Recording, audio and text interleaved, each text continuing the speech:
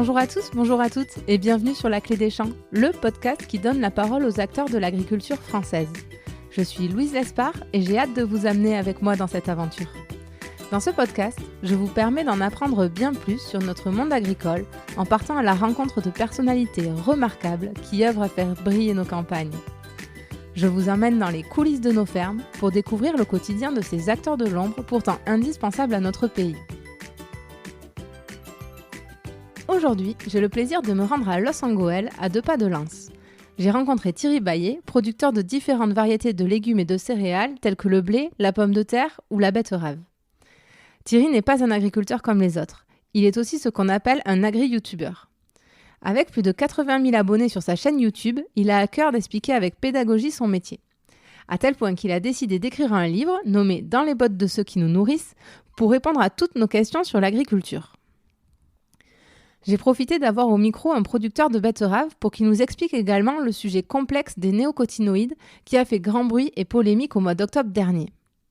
Bref, pour une sudiste, monter aussi haut dans le Nord était un challenge que je ne regrette pas d'avoir relevé. Bonne écoute!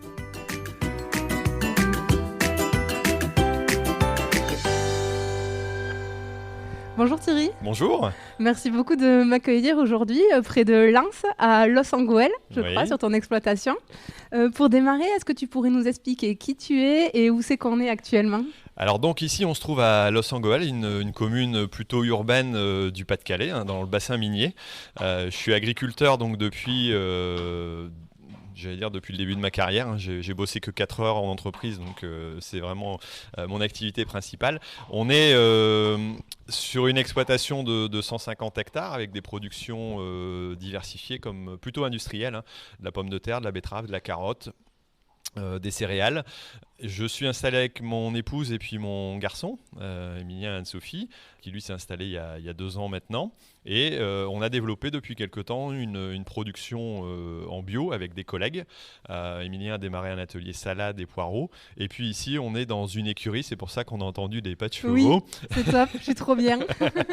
et donc, on a une activité de centre équestre qui a été démarrée au début de mon installation il y a 25 ans maintenant. Comme diversification pour essayer un peu de pallier à nos soucis de ferme en région urbaine et puis d'utiliser un petit peu le potentiel des clients qu'il pouvait y avoir à côté, quoi. Oui, parce qu'effectivement, on n'est pas dans Lens, on est à l'extérieur, mais en fait, on traverse la ville et on arrive chez toi finalement. Ah oui, on est dans un bassin de population de 200 000 habitants ici autour, le bassin minier, c'est vrai que c'est très couvert.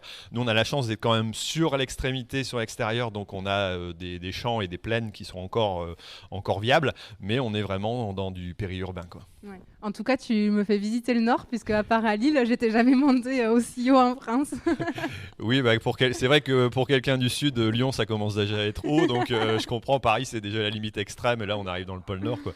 Même si c'est pas aussi terrible que ça, et c'est beaucoup plus joli qu'on ne le pense. Oui, je confirme. Et quel a été le déclic pour toi de devenir agriculteur ?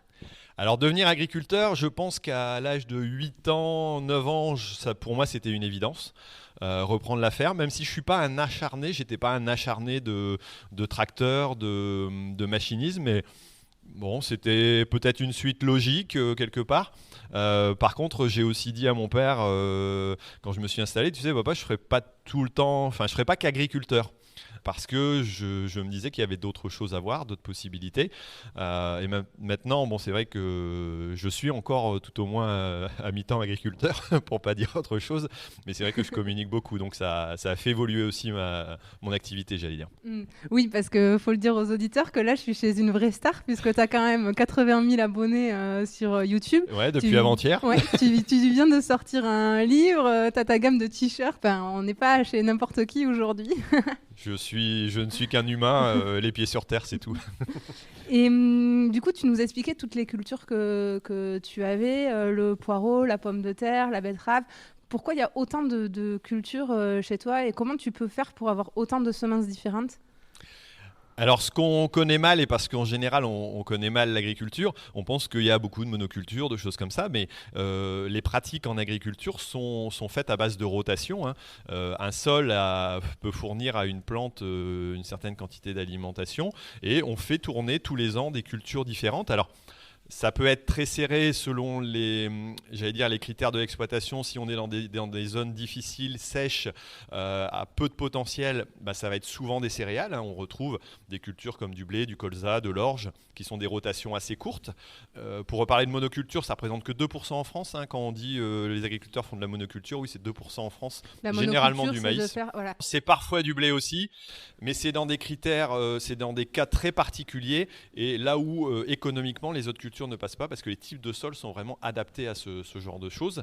Et donc, nous, on a la chance ici dans le secteur d'avoir une zone de capacité de production qui est intéressante, des sols qui sont intéressants, et puis la diversité aussi de pouvoir produire pour des industries parce qu'on a une forte concentration d'industries, que ce soit dans la pomme de terre, dans les légumes, on a beaucoup d'industriels de ce type-là.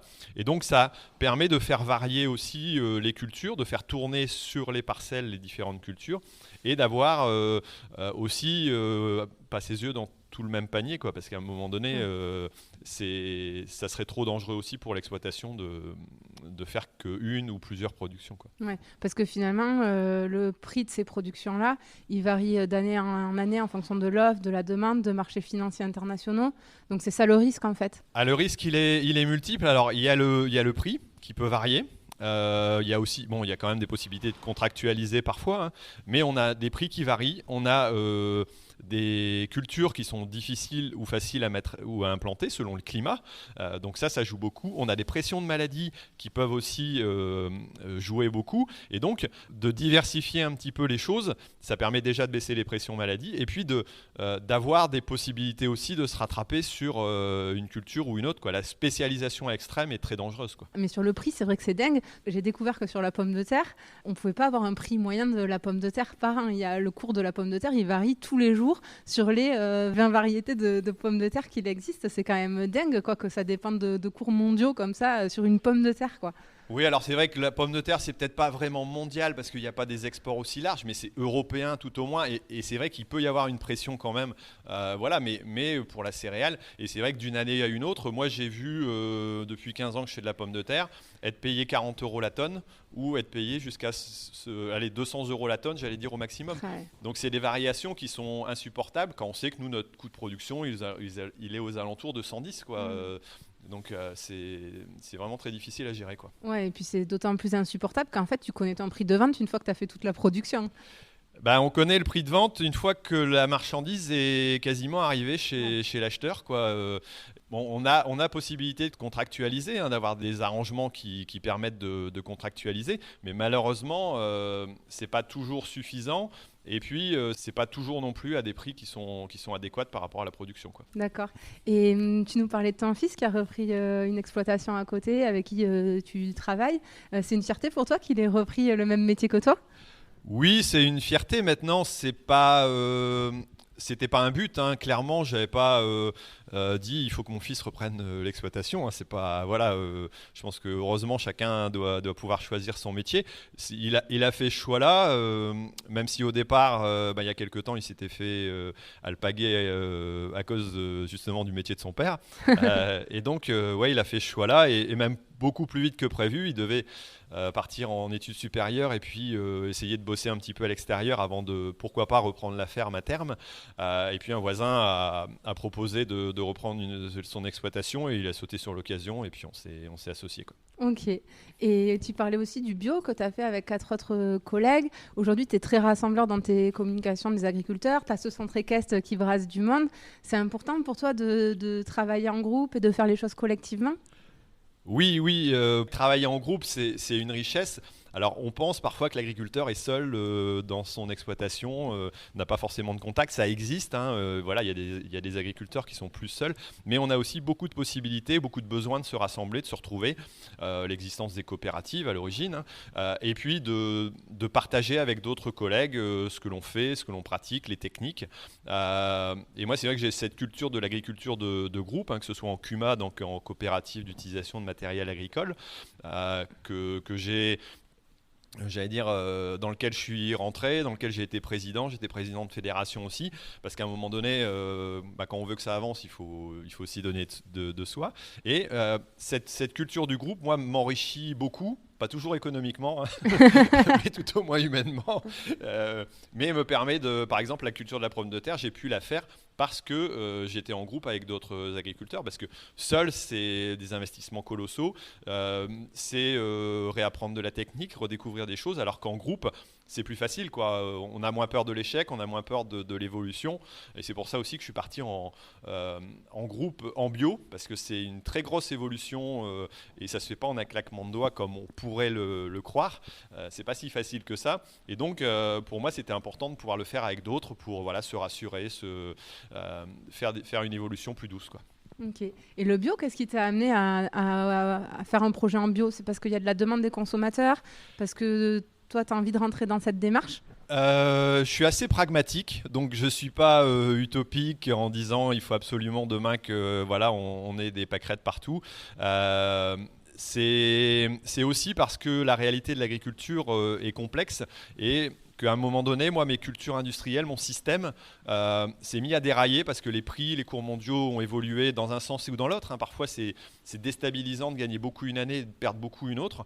D'avoir des cultures qui commençaient à devenir compliquées à gérer.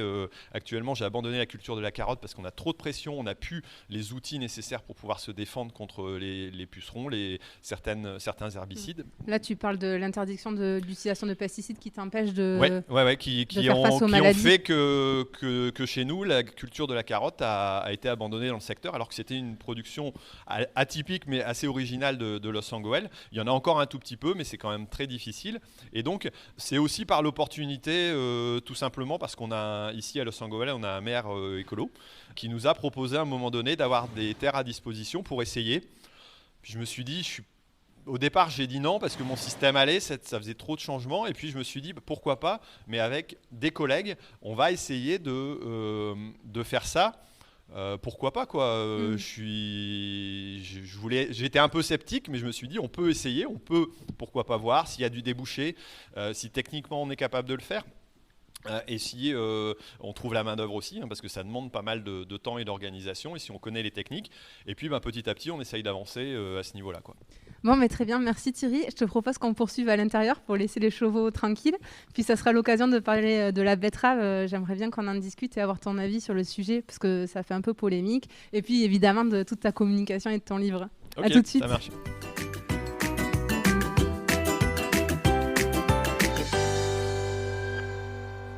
Bon Thierry, nous voilà revenus au calme à l'intérieur.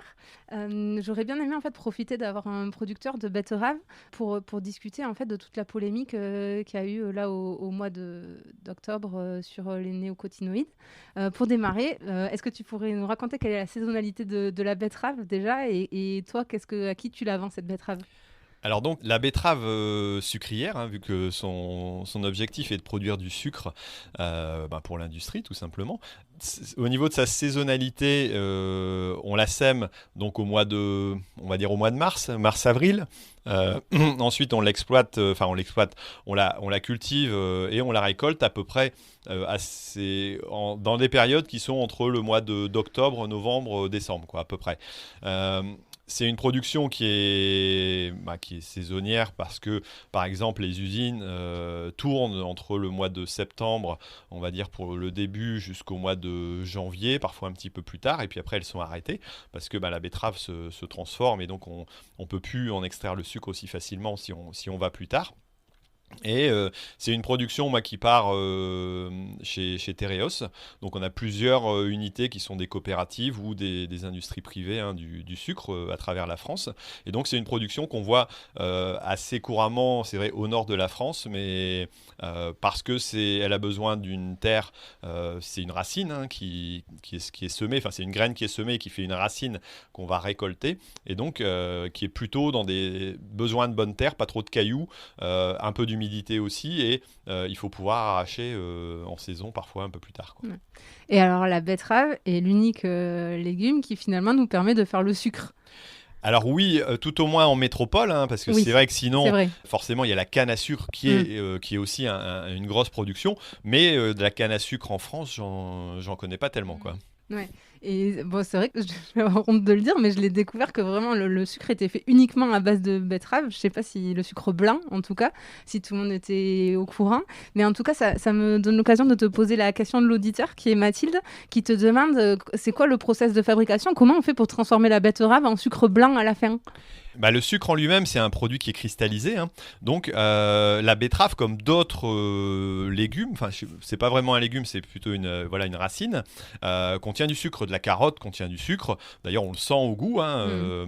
Il y a bien d'autres produits, mais c'est la betterave qui, au niveau de sa concentration et de sa richesse en sucre, nous on parle de taux de richesse qui est de l'ordre de 16 à 20% de sucre que l'on puisse extraire de la betterave, donc il va être retiré. Donc, on l'emmène. Nous, on l'arrache, hein, on la récolte, on la transforme en benne, elle est transportée en camion jusqu'à l'usine.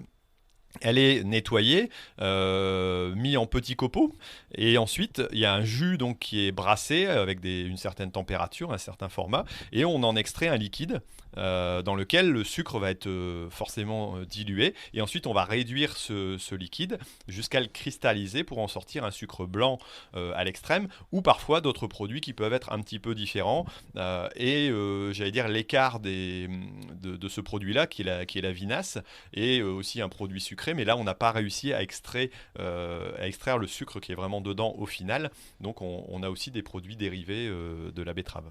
Ouais. Et je crois qu'aussi la betterave est utilisée pour le bioéthanol, non? Pour le biocarburant. Oui, tout à fait. Après, le sucre peut être transformé en éthanol, hein, en alcool, pourquoi pas aussi pour se nettoyer les mains, hein. Il y a des gels hydroalcooliques qui peuvent être faits à partir de betterave, les usines en ont produit.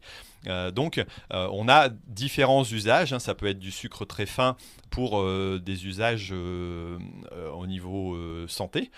Ça peut être aussi des alcools, hein, pourquoi pas, pour additionner dans certains usages, ou aussi du biocarburant, quoi. Et ça m'amène à la minute économie du podcast. Aujourd'hui, est-ce que quelqu'un qui fait de la production de betterave ou des grandes cultures, il gagne bien sa vie? Alors actuellement en betterave, il faut savoir que le cours du sucre est mondial. Il y a eu il y a quelques années tout simplement un arrêt de la réglementation et des quotas qui existaient en betterave. Donc il y a eu des engagements qui ont été pris là par contre par les producteurs pour produire la betterave au niveau de leur sucrerie. On est à un prix nous payé à la tonne de betterave qui est de 25 € à peu près. Et je pense que actuellement, dans la moyenne des exploitations, le coût de production serait plutôt aux alentours de 28 à 30 €. Donc ça veut dire que non, ce n'est pas rentable actuellement de faire de la betterave. C'est très difficile, sauf dans certaines structures où on a optimisé au maximum. Mais dans des structures, j'allais dire classiques de polyculture, c'est très compliqué. Et d'ailleurs, il y a un désengouement certain pour cette production. Heureusement, il y a des engagements, donc ça permet de limiter les réductions. Mais clairement, actuellement, alors, et là, je parle uniquement parce qu'on a des rendements qui sont corrects. Lorsqu'on a des rendements qui sont corrects, lorsque l'on tombe, comme cette année avec les problèmes de pucerons et puis de virus, à des rendements qui sont réduits de 30, de 50, voire de 70% dans certaines exploitations, là, forcément, c'est impossible de rentabiliser. Le coût de production, il est bien plus élevé que le produit qu'on va en tirer, quoi. Et le fait que les agriculteurs se détournent de cette production, aujourd'hui, ça peut être un problème parce que je voyais que, en fait, la France est le premier producteur en Europe de betterave et on représente 30% quand même de la production européenne aujourd'hui. Donc, c'est une vraie force de l'agriculture de notre pays. Bah, c'est une vraie force et quelque part, les mouvements qui ont été faits au niveau pour les néonicotinoïdes et leur remise en autorisation dans une certaine réglementation, c'est aussi pour sauver une industrie qui existe, qui embauche beaucoup de monde, qui permet d'exporter aussi et donner à la France des exportations qui sont conséquentes, qui font tourner l'économie globale. C'est des emplois, c'est vos voisins qui peuvent être salariés aussi dans ce type de structure et qui disparaîtraient si jamais on n'est pas capable de maintenir tout au moins un minimum de rentabilité dans cette production, quoi. Oui, je voyais que c'était quand même 140 000 emplois. Et alors effectivement, pour parler du problème des néocotinoïdes, j'aimerais bien en discuter avec toi parce que finalement, ça a défrayé la chronique. Mais en lisant un article comme ça, je me suis aperçue qu'on ne pouvait pas vraiment se faire... c'est un sujet qui est très complexe. J'ai passé 1 heure dessus avant de venir pour essayer de comprendre les tenants et les aboutissants. Alors déjà, est-ce que tu peux nous expliquer ce qu'est un néocotinoïde et à quoi ça sert ? Alors donc oui, l'usage actuellement qui avait été interdit depuis 2 ans, donc des néonicotinoïdes, c'est tout simplement une substance chimique, hein, un pesticide si on veut, ou un produit de défense des végétaux selon le type d'argumentation et la personne qui va en parler. Mais c'est un produit donc, qui a été synthétisé, qui est d'ailleurs issu, entre autres, et qui est un cousin aussi de la nicotine, hein, par exemple. On a un peu les mêmes termes dessus. Et qui est utilisé donc, en betterave pour un enrobage de la graine. Donc on va mettre tout simplement une petite quantité de ce produit-là dans l'enrobage de la graine. La plante, en se développant, va capter ce produit, le mettre sous forme systémique, donc le transporter dans ses veines, on va dire entre guillemets, hein, c'est dans tout simplement la circulation de sa sève, le transporter dans toute la plante. Et le puceron qui lui est vecteur de la jaunisse, qui va causer le problème qu'on voit se développer actuellement parce qu'il y a un développement des pucerons et il y a de plus en plus de jaunisse, hein. La jaunisse c'est un virus, comme le coronavirus, hein, quelque part, et donc quand ça se déploie, parfois ça évolue, et donc on a eu des très fortes pressions ces dernières années. Ce puceron transporte cette jaunisse, transporte ce virus, il va venir piquer, tout simplement pour s'alimenter, il va piquer la feuille de betterave. En piquant la feuille de betterave, il va à la fois pomper de la sève, mais il va aussi transmettre le virus. Comme ça arrive pour certaines maladies qu'on a transmises par un moustique, quoi, hein, tout simplement. Et donc, par contre, ce néonicotinoïde va, en étant ingéré par le puceron, le réduire, quoi, l'anéantir. Ouais. Et donc, forcément, on aura des baisses de quantité de pucerons, et même s'il y a quelques piqûres qui sont réalisées, ça ne permettra pas un développement de la maladie trop important. Donc, c'est un produit qui est, en systémie et qui n'est pas diffusé, tout au moins pas sous cette forme-là, en pulvérisation ou en à l'air plein libre, air. quoi. Ouais, d'accord.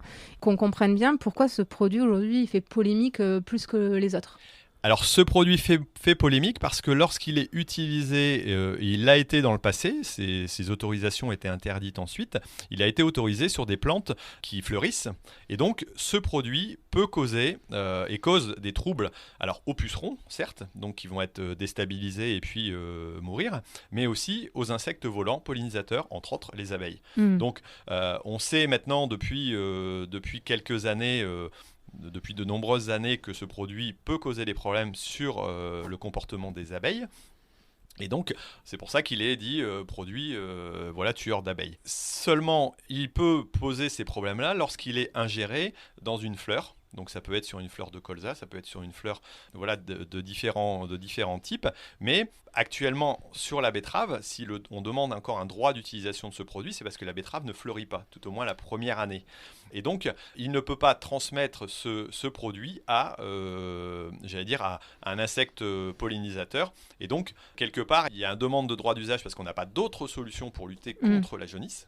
Si on en avait d'autres, on l'aurait fait. C'est bien le problème. On l'aurait utilisé, ça ne nous poserait pas de problème. On s'en fout du type de produit et de quelle marque le fait, c'est pas notre souci. Nous, c'est un droit d'usage pour pouvoir continuer à produire de la betterave. Actuellement, et dans les conditions qu'on a eues là, ces 2 dernières années, cette dernière année-là, ça remettrait en question sérieusement la filière si on n'avait plus accès à ce produit-là. Et alors, je vais te livrer un argument des gens qui étaient contre ces néonicotinoïdes pour juste avoir ton avis. C'est qu'eux, ils expliquent que le fait que ça soit ingéré par la plante, après le produit descend quand même dans les nappes phréatiques et qu'ensuite ça remonte vers la végétation qui est autour des champs, qui elle est pollinisée, et que même si la betterave ne l'est pas, finalement, les arbres aux alentours peuvent avoir ingéré d'une manière ou d'une autre le produit. Oui, tout à fait, oui. C'est vrai que le produit en lui-même, comme toute substance chimique, ne se dégrade pas tout de suite. Ça se dégrade avec le temps, ça se dégrade avec les micro-organismes du sol. Donc un produit chimique, quel qu'il soit, un médicament aussi, pour un humain, va finir par se dégrader.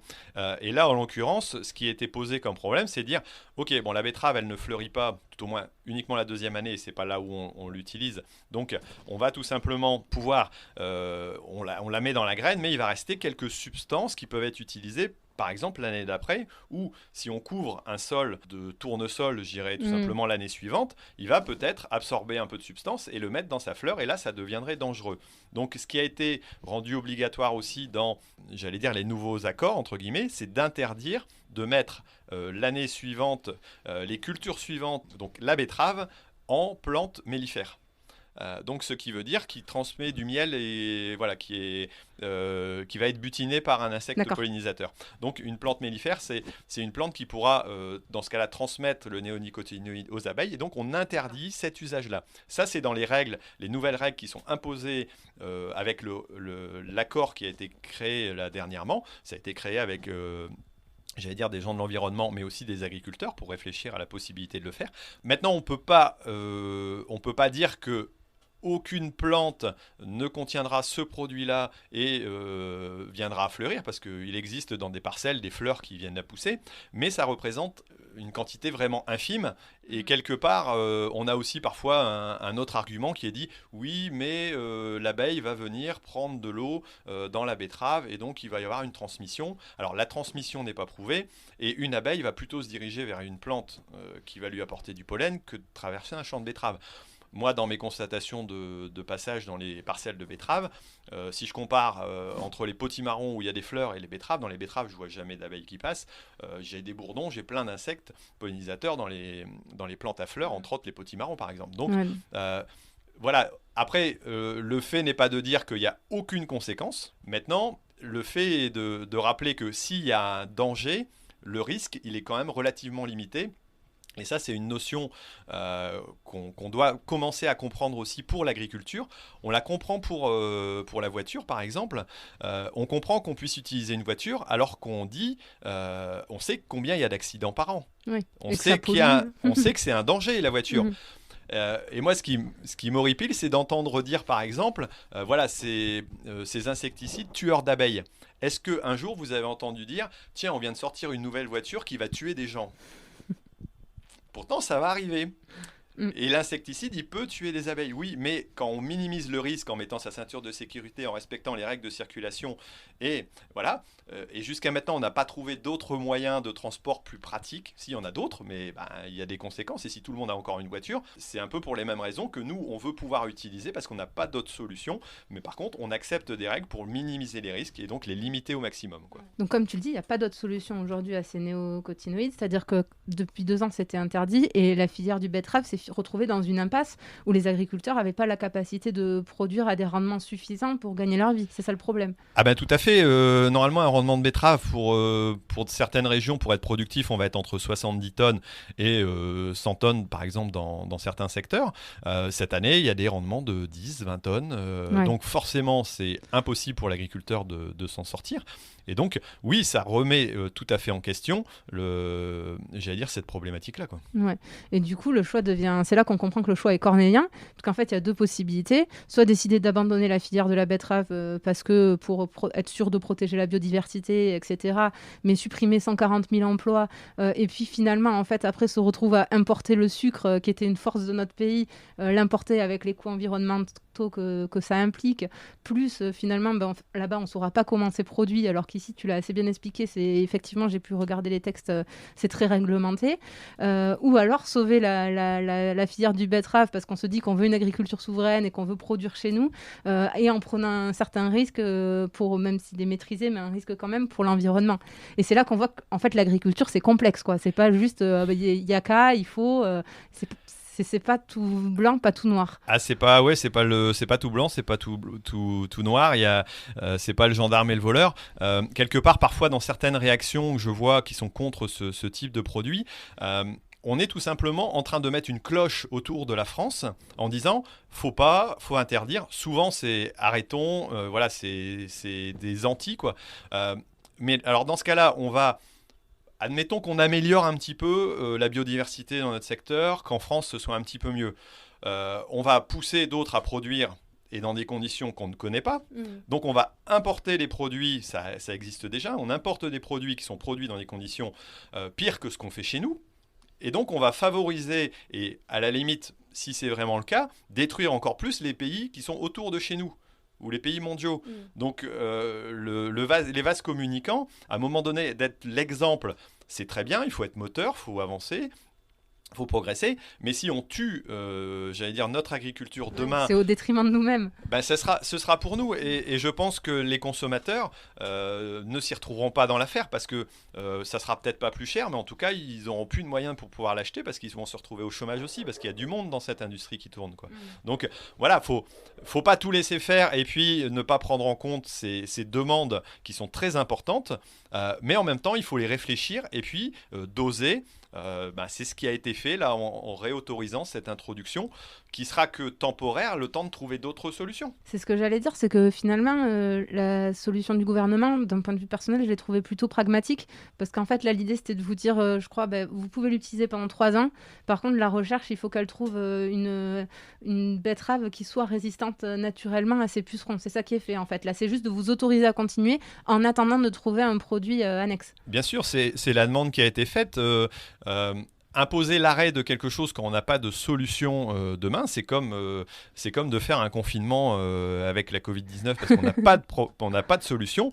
On flingue l'économie pendant autant de temps. Et puis, alors, en plus, là, on en fait profiter d'autres quelque part, les pays étrangers. Mais en tout cas, il faut trouver une solution et on essaye de trouver la solution la moins pire, quoi. C'est vraiment l'objectif. Ouais, pour avancer quand même d'un point de vue environnemental et protéger notre planète, c'est essentiel et je pense que tout le monde l'a en tête. Mais ce que tu racontes sur la betterave, c'est aussi vrai, tu nous en parlais tout à l'heure, par exemple sur la carotte et sur beaucoup de productions où petit à petit, les agriculteurs français peuvent plus faire face à des maladies. Au final, on se retrouve à importer les produits, quoi.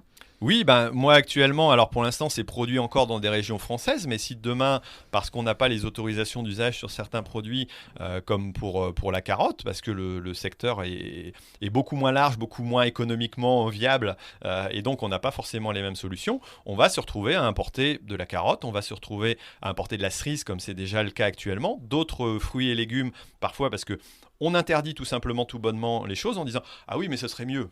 Ok, c'est mieux dans quelles conditions et pour quels critères? On peut tout arrêter demain, toute production, tout usage de produits phytosanitaires. C'est possible, pourquoi pas? Mais comment on va manger? Comment on va manger? Qu'est-ce qu'on va manger? Et à quel prix on va le manger aussi, hein? Parce que quoi qu'il arrive, cette transition, c'est ce que j'essaye d'expliquer dans le bouquin à un moment donné, c'est que cette transition, elle est quand même beaucoup plus complexe que ce qu'on veut croire, quoi.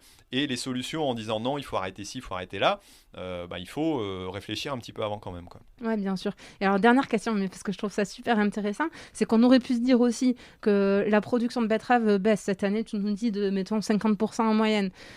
Les sucreries, normalement, la baisse de l'offre se traduit par une augmentation du prix, puisque à ISO-demande, s'il y a moins de produits, le prix augmente. Donc, vous auriez pu être mieux payé par les sucreries pour cette betterave, puisqu'il y en avait moins et qu'il y avait plus de demandes. Et c'est pas le cas, finalement. Pourquoi ? Parce que tout simplement, le sucre est une production qui est mondialisée, hein, au niveau des produits. Ça se transporte très bien, du sucre, hein, dans un bateau. Donc, il n'y a pas de souci. Et donc, ce qu'on ne va pas produire en France, on va le produire à l'étranger. Le cours ne va pas changer. Ça va peut-être varier d'1% ou de 2%, mais on ne représente pas grand-chose au niveau mondial. Et donc, c'est pas ça qui va faire augmenter le prix du produit, quoi. Ouais. Bon, très bien. Mais merci de nous avoir donné en tout cas ton avis en tout cas sur la question et qu'on ait pu, j'espère, un peu expliquer les pour, les contre et de voir qu'en fait, c'est pas si simple. Et maintenant, j'aimerais passer à l'autre partie, c'est toute la partie communication qui aujourd'hui, tu nous le disais en avant de l'interview, te prend énormément de temps. Tu as 80 000 abonnés sur YouTube, je le disais. Tu viens de sortir un livre qui s'appelle « Dans les bottes de ceux qui nous nourrissent » pour expliquer l'agriculture et poser toutes ces questions, notamment celle-là dont on vient de débattre. Pourquoi tu as eu besoin en fait de parler de ton quotidien et qu'est-ce qui t'a fait ressentir ce besoin de communiquer sur ton métier ? Alors ça a commencé il y a un peu plus de 7 ans quand mon fils était rentré de l'école une fois et puis on a appris qu'il avait été harcelé pendant toute une année parce qu'il était fils d'agriculteur. Alors ça me prend encore aux tripes. Voilà.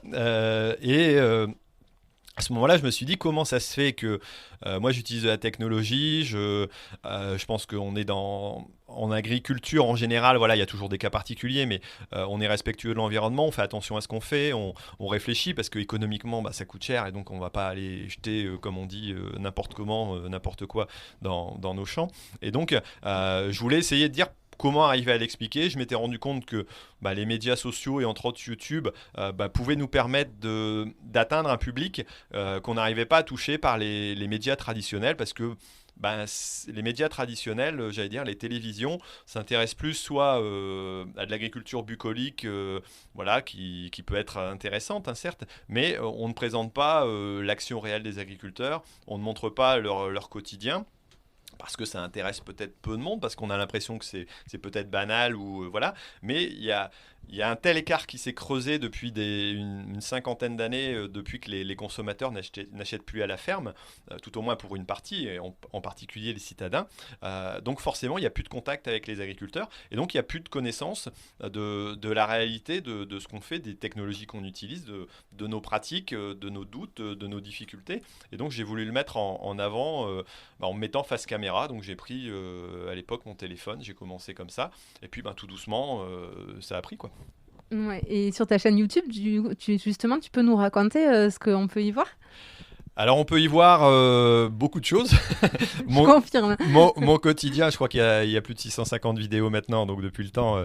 Mais c'est le quotidien d'un agriculteur qui explique comment on récolte une betterave, hein, comment on le sème, comment on travaille un champ, quelle technologie on utilise et pourquoi on l'utilise, les contraintes parfois qu'on peut avoir dans les circulations routières. Il y a parfois des coups de gueule aussi lorsque des gens viennent jeter des déchets dans nos parcelles.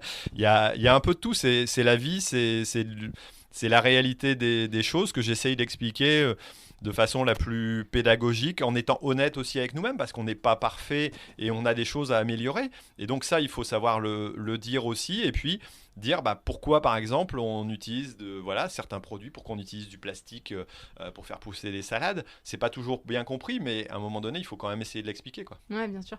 Puis tu vas je trouve ça intéressant, notamment pour les gens qui se posent des questions sur vraiment opérationnellement comment ça se passe, mais on peut voir par exemple comment tu mets un produit sur ta parcelle, c'est que tu le mets sur le tracteur, la machine qui le disperse. Enfin, vraiment, ça donne une image très concrète de ce qu'est finalement l'agriculture pour quelqu'un qui n'y a pas accès. Oui, c'est vrai que j'ai parfois des auditeurs qui me disent avant je me promenais et puis je voyais des engins dans les champs, je savais pas à quoi ça ressemblait, je savais pas ce que c'était, et puis ils ont découvert quel était l'usage, quelle était la fonction, comment on l'utilisait, pourquoi, et du coup ils ont appréhendé beaucoup mieux ce qu'on fait, ils comprennent mieux, et donc forcément ils ont, j'allais dire, un regard un petit peu différent par rapport à d'autres qui vont aller nous accuser de dépendre. J'ai déjà eu le tour, hein, on était en train de dépendre du fumier dans une parcelle en bio. Le voisin a dit qu'est-ce que vous jetez encore comme saloperie, comme pesticide dans le champ, alors que c'était du fumier, quoi. Donc à un moment donné, la crainte des gens qui est exacerbée parfois par les réseaux sociaux, nous on essaye de limiter un petit peu en expliquant la réalité des choses, quoi. Oui, d'accord. Et pourquoi tu es allé jusqu'à écrire un livre ? Parce que finalement, c'est une démarche particulière de vouloir mettre sur le papier tout ça, de l'expliquer. Enfin, là, tu es vraiment allé au bout des choses, quoi. Pourquoi cette volonté ? Parce que je pense que j'aime bien aller au bout des choses. c'est une chose. Et puis parce que j'ai fait le constat, on a beau avoir 80 000 abonnés, ça fait l'équivalent de remplir un stade de France, donc c'est déjà pas mal. Ouais. J'aimerais bien en avoir autant. C'est pas le cas encore. Je sais pas ce que vous faites, mes auditeurs. Avec persévérance, on y arrive. Voilà, il faut persévérer. Mais c'est déjà pas mal. Mais en même temps, par rapport à tout, j'allais dire, à toute la population française, entre autres, ou francophone, hein, parce qu'il y a beaucoup de monde qui regarde aussi à l'étranger. J'avais l'impression aussi de ne pas arriver à percer assez loin, de voir que les médias sont encore beaucoup à écouter des personnes qui ont un avis sur l'agriculture mais la connaissent pas si bien que ça, et donc de pouvoir dire si on veut percer ce plafond de verre qui nous sépare des médias mais aussi du grand public. Je me suis dit les vidéos ça va intéresser un certain public. Facebook, ça intéresse un certain public, les réseaux sociaux, c'est bien, mais à un moment donné, il faut aller plus loin. Et puis, ça m'a permis aussi, moi, de ne pas être, entre guillemets, interrompu, parce que c'est ce qu'on dit quand on est auteur. On peut dire tout ce qu'on a à dire, on peut le réfléchir, même si à un moment donné, il faut rendre le bouquin quand même. Et donc, ça m'a permis d'aller au bout des choses, d'essayer d'expliquer au bout des choses notre réalité, et la réalité aussi de pas mal d'autres agriculteurs, hein, parce que j'ai été voir 10 agriculteurs pour montrer leur réalité, leurs différences, pour montrer les agricultures en France et montrer nos diversités parce que c'est vraiment très important. Donc c'est vraiment l'idée d'essayer de percer un peu ce plafond de verre et d'atteindre un autre public qui n'aurait pas regardé forcément des vidéos, quoi. Et effectivement, dans ton livre, il y a vraiment un panorama assez complet de l'agriculture. Je voyais que tu retraçais brièvement l'histoire de l'agriculture, expliquer c'est quoi un agriculteur, le fait que l'agriculture ait de multiples visages, et puis tu réponds aussi aux questions peut-être qu'on peut dire qui fâchent, les démarches administratives, l'utilisation des pesticides. Tu parles de tous ces sujets qui sont finalement un peu clivants. Ouais, non, mais vraiment le but du jeu, c'est de dire bon, ok, vous avez des avis sur ce qu'on fait. Maintenant, prenez nos bottes, c'est le titre. Hein. Mettez-vous avec nous et puis venez voir ce qu'on fait, la réalité de nos actions, de notre travail, sans dire qu'on est parfait et qu'on est qu'on est les meilleurs, loin s'en faut, mais pour expliquer les difficultés qu'on rencontre, l'évolution qu'on a eue avec le grand public par cette histoire, quoi, les sensations et le ressenti aussi qu'on a, quoi. À un moment donné. J'explique aussi pourquoi cette sensation d'agribashing, alors qu'il y a plus de 80% du public français qui nous apprécie, on a l'impression parfois d'être détesté, quoi. Et pourquoi ça arrive ? Je pense que c'est important pour quelqu'un qui sera un petit peu curieux de l'agriculture et dire « Ah ben je vais peut-être en apprendre un peu plus que ce qu'on veut bien dire dans les médias, que certains médias, hein, attention, faut pas non plus critiquer tout le monde. Je pensais que c'était important de pouvoir prendre le temps de montrer aussi les diversités de l'agriculture, parce que cultiver de la grande culture sur 250 hectares dans le Loiret ou avoir 20 hectares en bio à Valence, ça peut être tout aussi intelligent de la part de l'exploitant, de l'agriculteur, parce que il est en fonction de son terroir, de son climat, de ses débouchés, de son fonctionnement et puis de sa sensibilité à lui, quoi. Et je voyais aussi sur ton site que tu donnais des formations de communication aux agriculteurs. C'est une nécessité pour les agriculteurs aujourd'hui de communiquer, il faut le faire ? Ah, pour moi, c'est une nécessité. Ça fait partie du projet aussi. Hein, quelque part, le livre, c'est un lien avec le grand public, mais c'est aussi pousser les agriculteurs à avoir peut-être des clés. Il y a pas mal de chiffres dans le livre qui permettent de comprendre combien de temps travaille un agriculteur, pourquoi si on arrêtait de manger de la viande demain, on devrait cultiver 30% de terre en plus, parce que tout simplement elles sont utilisées en herbe alors qu'on ne va pas manger brouter de l'herbe. Jusqu'à maintenant, j'ai pas vu d'humain brouter de l'herbe et s'en régaler jusqu'à maintenant. Voilà, donc pourquoi ces choses-là, comment on capte du carbone, parce qu'on est quand même les personnes qui sont les seuls à avoir, enfin l'un des métiers, je pense, qui est le seul à avoir potentiellement un effet positif sur l'environnement, à pouvoir capter du carbone, des gaz à effet de serre, et pouvoir les autres industries, elles peuvent faire moins, elles peuvent, faire des efforts. Nous, on peut faire du positif, quoi. On peut être du passif, comme on pourrait dire. Et donc, à un moment donné, ça, c'est important que les agriculteurs puissent aussi avoir ces notions-là, parce que moi, j'ai essayé de chercher après, de les comprendre pour pouvoir les diffuser. Et c'est vrai que maintenant, les réseaux sociaux, c'est bien, bouquins, c'est bien, mais demain, si moi, mon voisin agriculteur, il communique avec 10 autres personnes, il fait visiter sa ferme, il leur explique la réalité des choses, ces personnes-là, le jour où on leur dira une bêtise, ils vont dire... Attends, t'es sûr de ce que tu dis là? Moi j'ai vu, a priori c'est pas ça, quoi. Sur le bien-être animal, sur l'utilisation de produits, sur tout ce qu'on veut des métiers de l'agriculture et de nos pratiques, quoi. Est-ce qu'on peut dire que sur le sujet, les agriculteurs, vous avez pris du retard ? C'est-à-dire qu'il y a eu une période où finalement, vous n'avez pas pris le pli de la communication et vous vous êtes dit, vous êtes concentré sur votre métier, ce qui semble naturel, hein, de faire son travail et de le faire en chambre. Et qu'en fait, du coup, il y a tout un tas d'imaginaires de la part de la société qui s'est développé. Et finalement, à ce moment-là, vous avez un peu loupé le coche que vous êtes en train de rattraper. Ah mais carrément, on a loupé ce coche-là. On a laissé, nous, la communication aux industriels, à la grande distribution, à la distribution tout simplement de nos produits. Expliquer ce que c'est quand on voit des gens qui sont en train de produire, qui sont encore avec des vêtements, pour pas citer de nom, mais des années de la Révolution, quoi. À un moment donné, quand c'est encore cette image-là qui est montrée dans certaines publicités, on est vraiment en incohérence avec une réalité, quoi.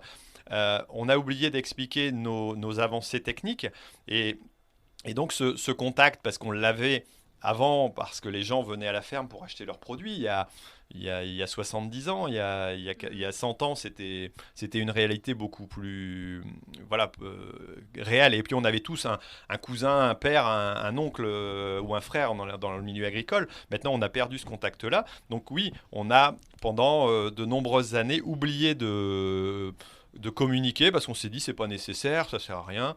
Ouais. Et maintenant, vous êtes vraiment en train de vous structurer. Pour le coup, c'est presque le terme. Vous avez créé une association France Agri-Tweetos. Il y a ta chaîne YouTube. J'en profite pour citer celle de Lucie, Les Jolies Rousses, qui a une chaîne pour présenter ses poules pondeuses et comment ça se passe à l'intérieur du bâtiment. C'est passionnant.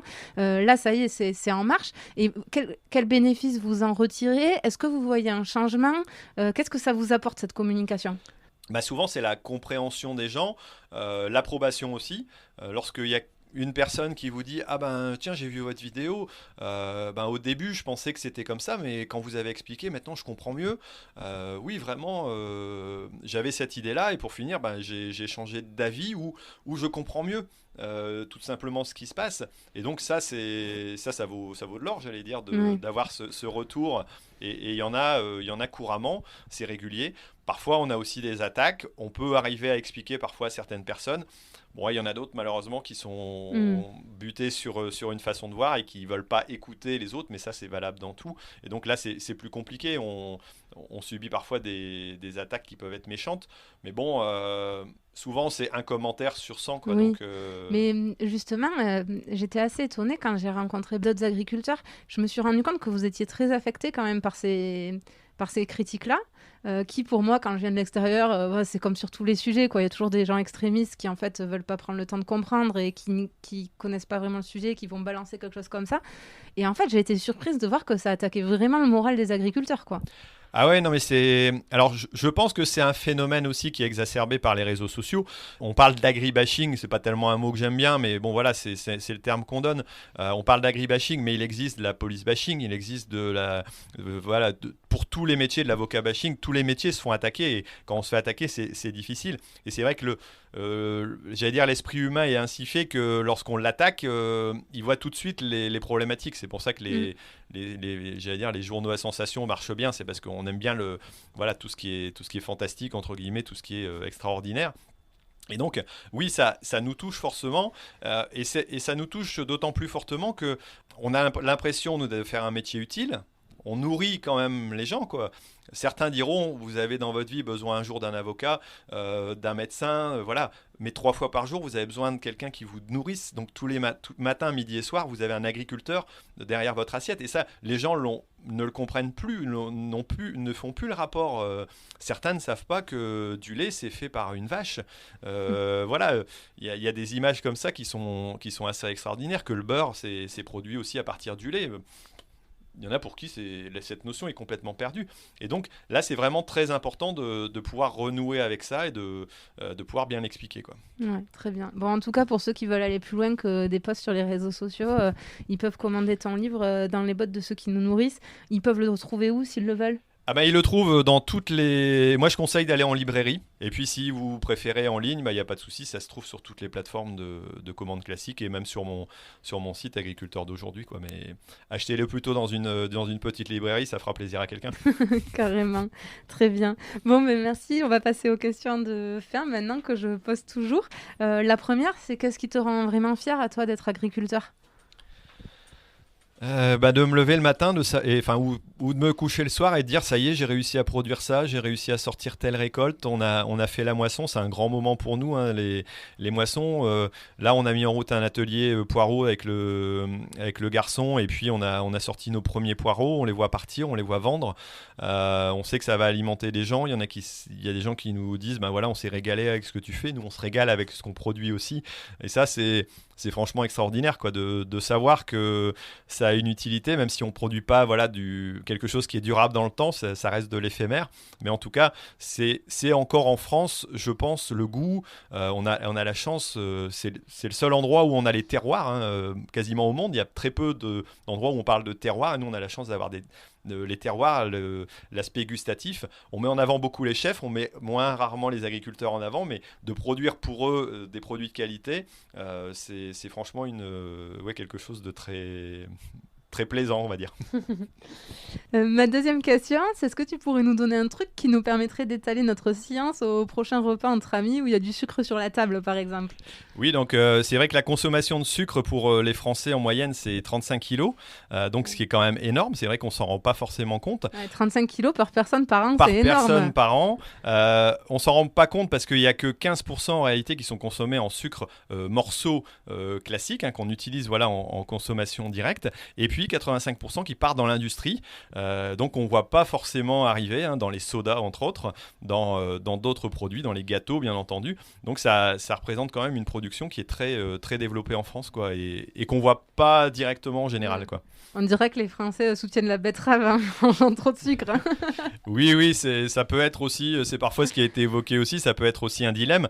Bon, à un moment donné, je pense que c'est l'éducation alimentaire qui est importante à faire aussi. Quoi. Oui, complètement.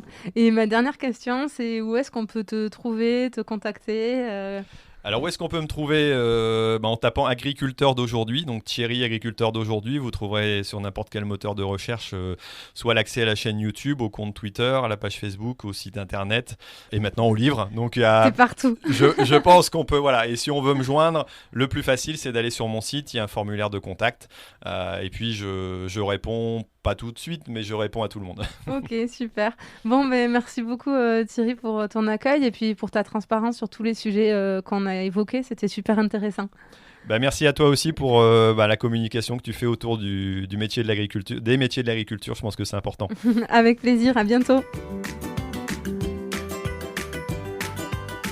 J'espère que cet épisode vous aura plu.